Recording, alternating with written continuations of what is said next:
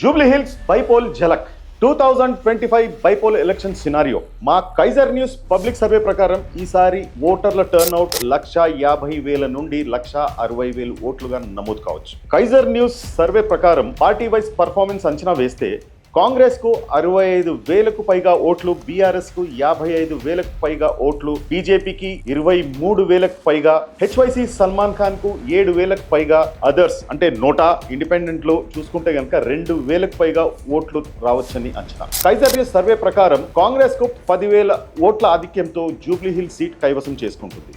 BRS ఒక మెట్టు దిగి సెకండ్ పొజిషన్ లో ఉంటుంది. BJP as usual third position లోనే ఉంటుంది. హెచ్వైసీ సల్మాన్ ఖాన్ తన మొదటి ఎంట్రీతో 7,000కు పైగా ఓట్లతో నేనున్నానని చెప్పే సూచనలు కనిపిస్తున్నాయి. ఇక్కడ సల్మాన్ ఖాన్ తన ఎంట్రీతో మైనారిటీ ఓట్ల ఖజానా నుండి 7,000కు పైగా ఓట్లు కొల్లగొట్టే ప్రయత్నం చేస్తాడు. ఇలా అయితే ఎవరికి నష్టం? అటు Congress vote bank and BRS vote bank ఇదొక పెద్ద డెంట్ అవ్వచ్చని మా కైజర్ సర్వేలో తేలింది.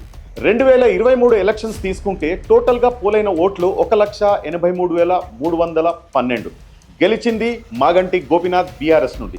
మెజారిటీ ఓట్లు 16,337 అంటే 8.91%. అదే కాంగ్రెస్ అభ్యర్థి అజరుద్దీన్ గారికి 64,212 ఓట్లు రాగా అంటే 35.03%. బీజేపీ లంకల దీపక్ రెడ్డి దక్కించుకున్నవి 25,866 ఓట్లు అంటే 14.11%.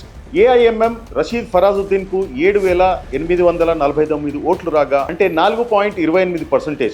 నోటాకు 1,374 ఓట్లు అంటే 0.75%. ఇండిపెండెన్స్ కు 3,463 ఓట్లు రాగా అంటే 1.9%. ఈ లెక్కన బీఆర్ఎస్ జూబ్లీ హిల్ సీట్ను కైవసం చేసుకుంది. మాగంటి గోపీనాథ్ గారి మరణాంతరం బైపోల్స్ వేడి పీక్ సమ్మర్ను గుర్తు తెస్తోంది.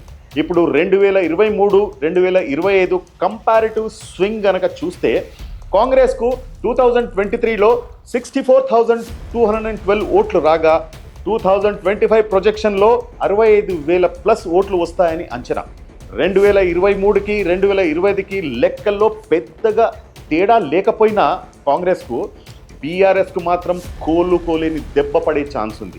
2023లో బీఆర్ఎస్కు 80,549 ఓట్లు రాగా 2025లో షార్ప్ డిక్లైన్తో గ్రాఫ్ పడిపోయింది. 55,000+ ఓట్లతో సెకండ్ పొజిషన్లో ఉంటుందని మా కైజర్ న్యూస్ పబ్లిక్ సర్వే అంచనా. బీజేపీకి పెద్దగా డిఫరెన్స్ కాకపోవచ్చు, ఎందుకంటే 2023లోనూ థర్డ్ పొజిషన్, 2025లోనూ థర్డ్ పొజిషన్తో సంతృప్తి పడాలి. ఇక్కడ హెచ్వైసీ సల్మాన్ ఖాన్ మేజర్ డిఫరెన్స్ చూపిస్తాడని మా కైజర్ సర్వే అంచనా.